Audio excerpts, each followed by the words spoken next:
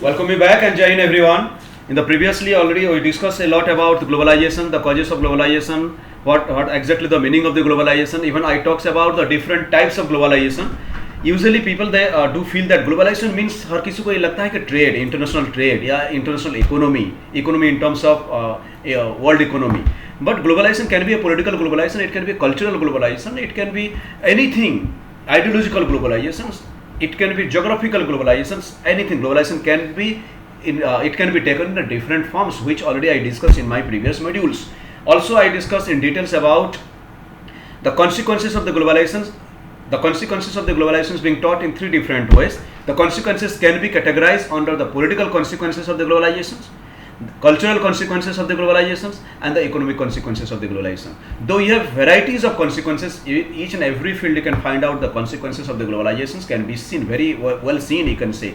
But more or less you need to know in these three different aspects. That's why I well defined, you can say, what is cultural consequences, political consequences, and at the same time economic consequences of the globalization. See, everything has both the side of the same coin, the positive sides also and the gloomy, that's the negative side also. Every aspect, every policy, everything has some positivity and at the same time some negativity also. So even in the consequences of the globalization, what I explained, you can say, in my previous modules you might have watched, that I talks about the positive aspects, the political consequences. What are the positive aspects of the political consequences, and what can be the negative aspects of the political consequences. Similarly, I told about the economic consequences, and also I told about the cultural consequences. Yesterday we discussed in very details about the cultural erosion. Like the country like us, we are very rich in terms of our own rich culture and the heritage, and how because of the globalization our culture has eroded. Though presently you are having a very cosmopolitan culture, and you do feel basically in Indian mythology also you can see that the particular sentence being written that Vasudhaiva Kutumbakam, the entire world we feel as a one society or one family. That's our own principles. That's why we live in a cosmopolitan society and heterogeneous society. We live in a heterogeneous society, rather you can say in a homogeneous society. India is a country in which we can find out more than 1562 languages are there. दुनिया भर का जितना religious community है you can find out in India, right? So it speaks that it's not only a secular country, it speaks that how heterogeneous your country is and how cosmopolitan we are. That's why we have adopted, you can say, globalizations in every aspects.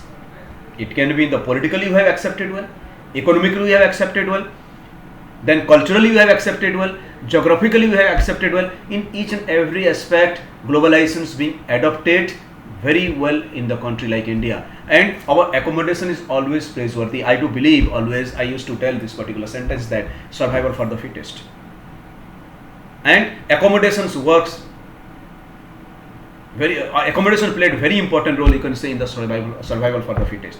जैसे situation, जैसे environment, we have to accommodate accordingly. That's exactly the globalization also talks about, right? So even if you people, you can say, today is 30th of July. Today is the 30th of July of 2020. 30th of July 2019 was entirely different. उस time का scenario आज का scenario में बहुत अंतर है, जमीन आसमान का डिफरेंसेस है. We never thought about lockdown, complete lockdown. 1852 the Indian Railway started in India, and 1852 से लेके 25th और 24th of March 2020 तक नॉन स्टॉप इंडियन रेलवे चलता रहा. उस दिन एक बार में पहिया रुक गया. Have you ever thought about the Indian Railway and all those things and transport system, everything being stand still in a particular day because of such a pandemic situation? But we have accommodated. That's what accommodations. That's what globalization. Virus आया किसी एक country से, that being spread across the world. But we are also fighting together. If it's being spread across the world in almost 150 countries across the world, it's being spread. And each and every country they are having the far-reaching consequences. At the same time, each and every country together we are fighting against this virus. This is exactly the globalization. So I talks in details about the consequences of the globalization also. So now a few other points we are going to discuss. That is India and globalization. See, in terms of India and globalization, you can think that it's very wrong to say that 1991 के बाद ही India में globalization आया. It's not like that. 1991, that is the new economic policy, NEP, being introduced in India. with the concept of LPG, liberalizations, privatizations and globalization. These are the three different pillars of NEP, New Economic Policy, being introduced. You surprise. Usually we used to speak that the country like Russia or the former USSR वो तो socialist country थे, वो इस सब चीज़ को believe नहीं करते थे. Usually we do believe. Do you know that in 1923 new economic policy being introduced in Russia, then USSR, and which we have introduced in 1991. Right? But that's a socialistic country, so the approach of the government is different. The approach of the government is entirely different. So it's not like that 1991 में LPG introduced हुआ और new economic policy India में introduced दिया. Then Prime Minister was Dr. Manmohan Singh. During his time this particular thing being introduced, and he was one of the greatest economists also, I do believe that. And उससे पहले ऐसा नहीं था कि globalisation नहीं था, उससे पहले भी था. Already I explained, even if in the ancient Vedic civilization also we have extensive trade relationship with Rome, Barigazza, that's the place that still we are having the evidences in our ancient history. You can find out we have extensive trade route to entire world. The entire European country used to go, entire Eastern Asian country, Southeast Asian country, South Asian country, right? Apart from that, the Gulf country, that was the West Asian countries. In each and every place, it was not like that India खाली बस Indian subcontinent में ही business करता था, across. So India and globalization is not a newer concept for us. It's a very old concept for us. Yes, we have seen globalization in a different terminology. There was a time globalization तो था, but there was no common rules and regulations, or you can say a supreme organization or an umbrella organization which was working, under which the rest of the country will work. Like today you are having an umbrella organization, that is WTO, World Trade Organization, which was being formed in 1995. Before that, 1991 the globalizations being started, but it was the time GATT, General Agreement of Trade and Tariff. That was the organization which was looking after LPG globalizations, but later on it was WTO looks after. So the flow pertaining the movement of the capital, commodities, ideas and peoples go back to the several centuries in the brief history of the India. You could find out this. After independence, because of the experience of the British, we decided to take things ourselves rather than relying on others. That's known as Atmanirbhar Bharat. Even the Modi ji is speaking today about the Atmanirbhar Bharat. This is not the new slogan. We have been given this slogan since 1947. Atmanirbhar Bharat, self-reliance. We also decided not to allow others to export to us, so that our own producer, you can say, export substitution is not a newer concept in India. Export substitution, right? Sorry, import substitutions. मैंने हम जो import करते हैं उसका substitutes हम अपने देश में बनाना शुरू करें. And we started protecting our own economy also side by side, but you have to open our economy for others also. We cannot be conservative. 1991, responding to the financial crisis and the desire for the higher rate of the economic growth, India embarked on a program of economic reforms that has sought increasingly to deregulate various sectors including trade and foreign investment. While it may be too early to say how good this has been for India, the ultimate test is not high growth rate as making sure that the benefit of growth are shared so that everyone is better off, right? So India consistently, since the ancient civilizations till date, you can say consistently you are working on globalizations, and you do believe in the global, this particular concept. Already I told you that you do believe the world is one family.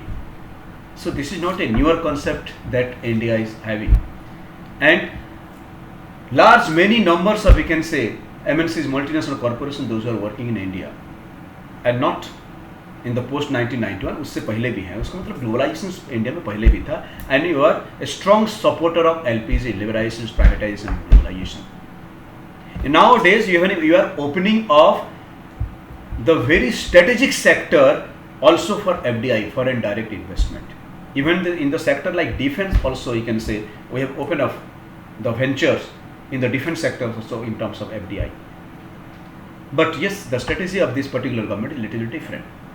We invite the country across the world to import, to give us the product, and also at the same time we try to convince them to come make a factory in India, produce for us, give it to us. So how it is going to benefit us? Yes, it's going to benefit it a lot. In spite of just taking the finished product, finished goods from a particular country, it's better that let's have the factory outlet in my country itself. And let the people of my country, they work in that particular factory outlet and will be benefited out of that. And not only that factory and that particular outlet is going to provide the finished product to me, at the same time they are going to export to many more countries also, and you will be getting foreign exchange. That's also the sole objective nowadays in the 21st century's globalization. The present era of the globalization, that's also the slogan. India is having the slogan, come everyone, all the multinational corporations, whoever wanted to come to India, please come. Will manage all those things for you people. So that now India is a favorable destination for all those multinational corporations. You might have come across the news in last a month that India and we are having the problem of Indo-China crisis, you can say. And because of this COVID-19, most of the the factories, MNCs from China, they wanted to move out from there also. And India is a favorable destination. So many countries there. Already a few countries from Japan, they've already started setting up their own factory outlet in India.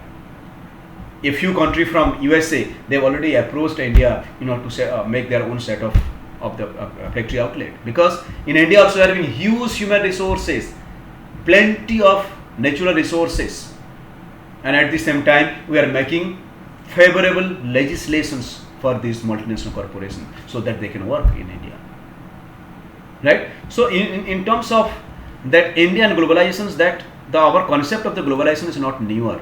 Since a long period of time we have this particular concept of globalizations. Next topic that which we are going to discuss, resistance to globalizations, oppositions to globalization. See, already I told you that each and everything, whatever you are having, both they are having both the side of the same coin. Positive aspects भी होता है, negative sides भी होते हैं. May be due to the globalization, अगर हम economic globalization देखें, let's take in only in the point of the economic globalization and the cultural globalization. In terms of the economic globalizations, that your economy or resources being extracted by multinational corporations, maybe that you are benefited in terms of employability, you will be getting foreign exchange, but on the other hand you are compromising with your environment. Environmental degradation होगा, pollution बढ़ेगा. So these are the grave other problem, that the gray area that which also we are supposed to look after. That's why now almost all the companies, they are also having the corporate social responsibility, CSR, corporate social responsibility. Every company, they have corporate social responsibility. If I am going to create a huge amount of pollution, at the same time it's my responsibility that let me go for afforestation so that can be minimized. The very word of sustainable development is very apt for the 21st century. This particular terminology, it was being started in Rio de Janeiro Earth Summit, sustainable development. And more or less you know about sustainable development. So the sustainable development is the need of the hour. So the globalization also having various negative sides in terms of the culture also. Your culture, my culture is one of the richest culture, one of the oldest culture of the world, and which is gradually eroded because of the globalization, because of the westernization of the culture, because in terms of the food, McDonaldization of the food, McDonald का खाना खा रहे हैं, right? Because in terms of the attires and the apparels and the dresses, it's the blue jeans which flooded in the Indian market, and we are gradually, you can say, going out from our own traditional dress. But is it so? In my previous class I was talking about किसी भी आप wedding ceremony, किसी भी बड़े festival, किसी भी ऐसे function में हम attend करने जाते हैं तो usually you go with ethnic dress. हम jeans t-shirt पहन के नहीं जाते हैं. We usually go for the ethnic dress. It means still we have our own culture. So that various resistance movement across the globe against the globalizations, and even it was in India also. We have already noted that globalization is a very contagious subject and has invited strong criticism all over the globe. Critics of the globalizations make a variety of arguments in favor and against also. Those on the left argue that contemporary globalizations represent a particular phase of global capitalism that makes the rich become richer and the poor become poor. This is very true. In a capitalist society, this is the basic slogan, you can say. that the rich become richer and the poor become poorer. It means there is a huge gap between the richest and the poorest. Whereas in a socialist economy, you will be finding little lesser. Still, there is also in a socialistic economy also, but that's in the lesser prospect you can find out. But in a capitalist economy, the rich become richest and the poor become poorest. And you cannot dream about a classless society in a capitalist economy. And globalizations gave rise to a capitalist economy. So that you are having varieties of class, social classes. Classes on the basis of economy, classes on the basis of per capita income, classes on the basis of GDP and whatnot. Weakening of the state leads to the reductions in the capacity of the state to protect the interest of its poor, because now no more you are a welfare state.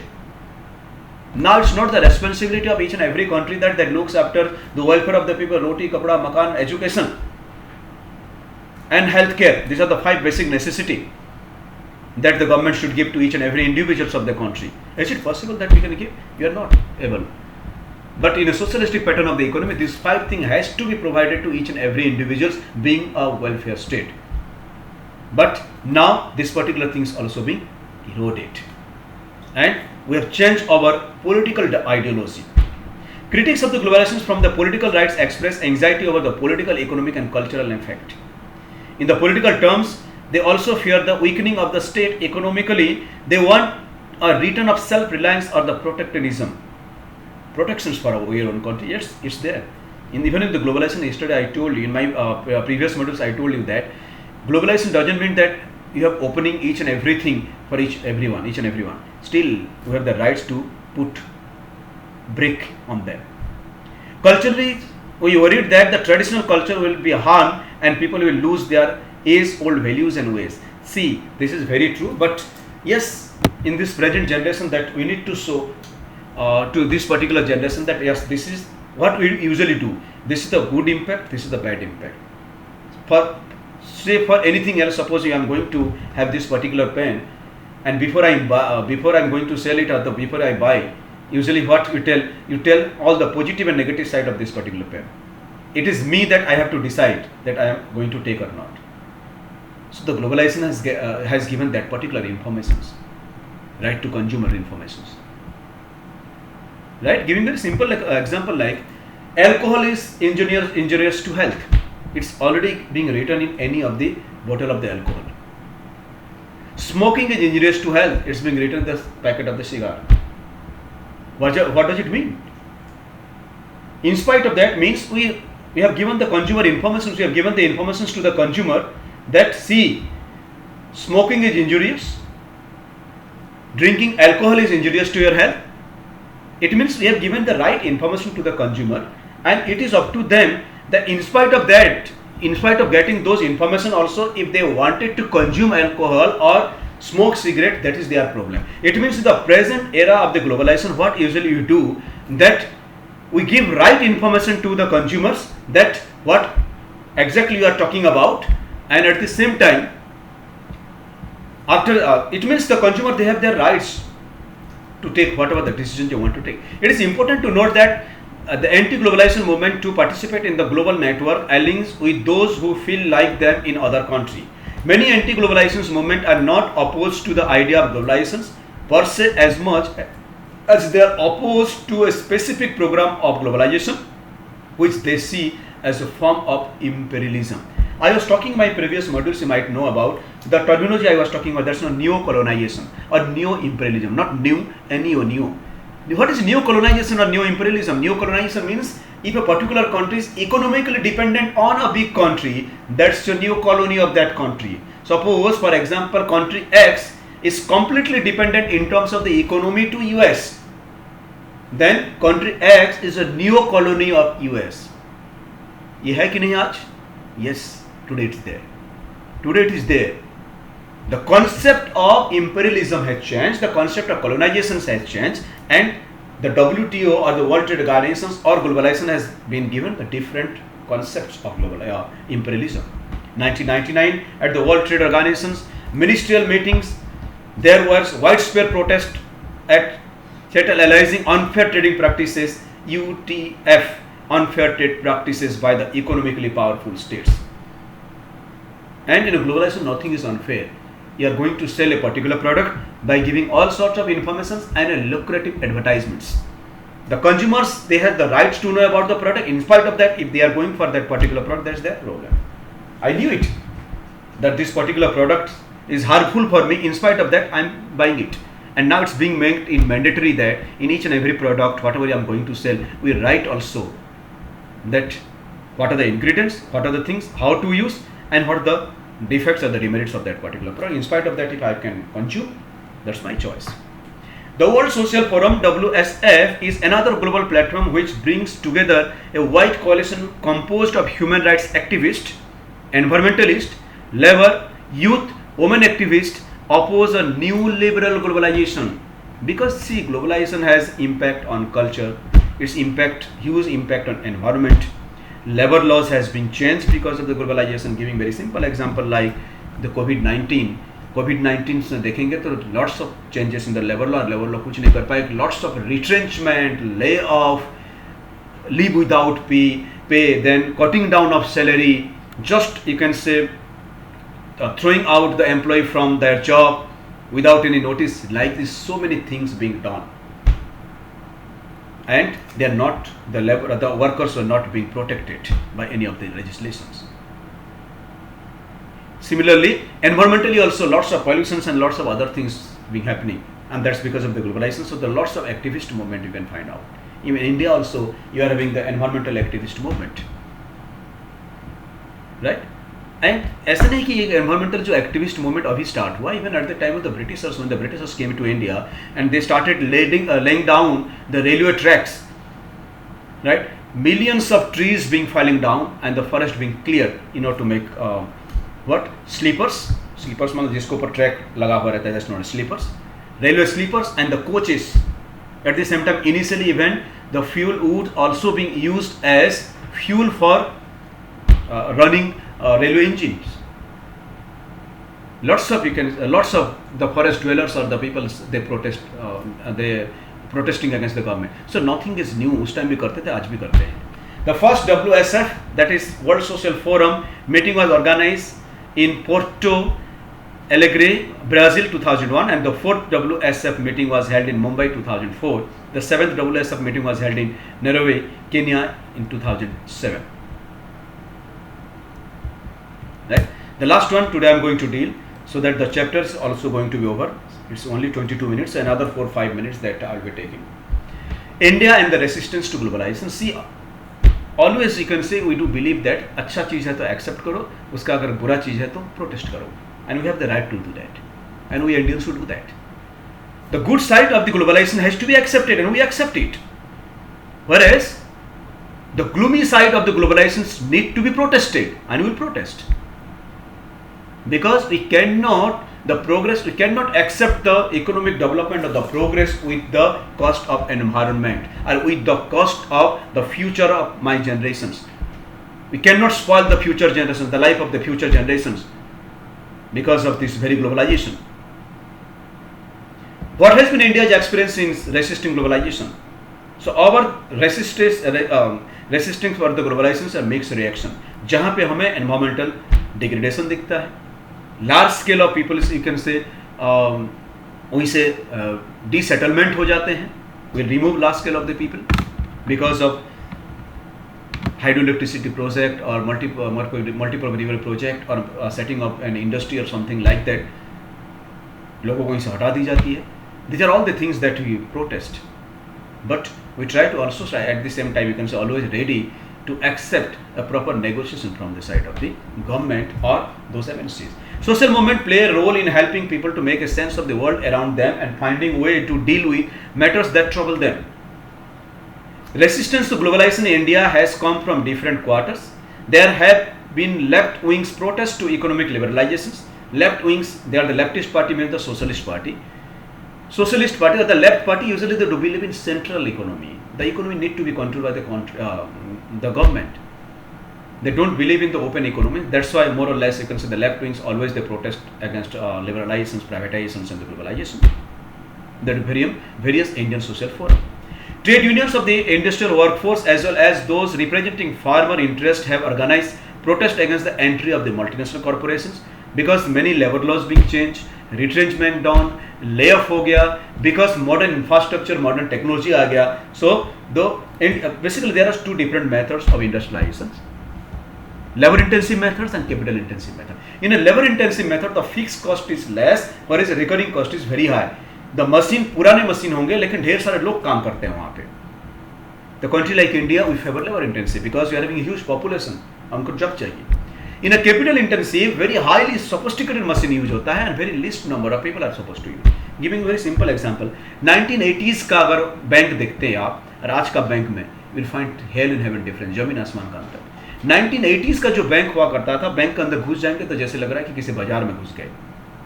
सब गंदगी यहाँ भरा हुआ, वहाँ यहाँ paper भरा, वहाँ paper भरा हुआ. एंड एक बैंक अगर सपोज जिसका अगर बिजनेस मंथली मान के चलो 10,000 करोड़ का बिजनेस है, at that time in 1980s they used to have about 50 to 100 peoples working in that bank. आज वही बैंक सपोज वही ब्रांच जिसका अगर 1,000 करोड़ का बिजनेस है, hardly you can find out 5 to 7 people are working. So all the peoples are being replaced by machines and technology. So it's being resistance. ये resistance हुआ था क्योंकि इतना जो रिट्रेंचमेंट हो जाएगा, इतना जो ले ऑफ हो जाएगा, वो जाएंगे कहाँ. And India is basically having a huge population and human resources बहुत ज़्यादा है. सो हम कैपिटल इंटेंसिव की तरफ नहीं जा सकते हैं, लेकिन हमें दुनिया के साथ भी चलना पड़ेगा. And we have adopted gradually. You have to find out the alternative path, we have to find out the alternative businesses, alternative arrangements. Resistance to globalization has also come from the political rights. This has taken from the objectives of particularly to the various cultural influences, ranging from the availability of the foreign TV channels provided by the cable networks, celebrations of the Valentine days, westernizations of the dress, westernization of the food, westernization of education, everything being westernized. So at times being a conservative Indians that we do feel that ये western चीज़ें आएंगे तो हमारा खराब हो जाएगा. सब क्यों खराब होगा? अगर हम खराब ही होना है, चाहे वेस्टर्न कल्चर आए ना, हम खराब हो ही जाएंगे. That's why let everything we should have. See it's very simple. If someone tell that my son don't smoke, क्यों? इसलिए उसमें दो पॉसिबिलिटी होता है. क्यों स्मोक नहीं करता? घर का कल्चर बहुत अच्छा है, हम ऐसे सीख देते हैं. बच्चे को पता है कि smoking is injurious to health and घर में नहीं चलता है. दूसरा, उसको एक्सेसिबिलिटी नहीं मिलता. उसको सिगरेट खरीदने के लिए ना पैसा है ना वो एक्सेसिबिलिटी आसानी से मिलता है. तो जब उसको मिला ही नहीं इसलिए वो स्मोक नहीं करता, जब वो मिलेगा तो करेगा.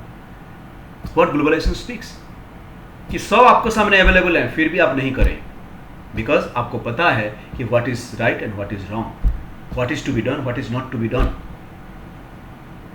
You have all the avenues, you can say everything is in your finger tips. पूरे दुनिया आपका हाथ में with the help of the internet. उसके बाद भी अगर आप कल्चर्ड हैं, so that's exactly what your individuality. अगर आपके पास कुछ भी अवेलेबल नहीं है, कोई रिसोर्सेस नहीं है, तो बोलेंगे मैं तो बहुत कल्चर हूँ, जो मैं तो टीवी नहीं देखता हूँ, मैं तो ये नहीं देखता हूँ. इट्स इमैटेरियल.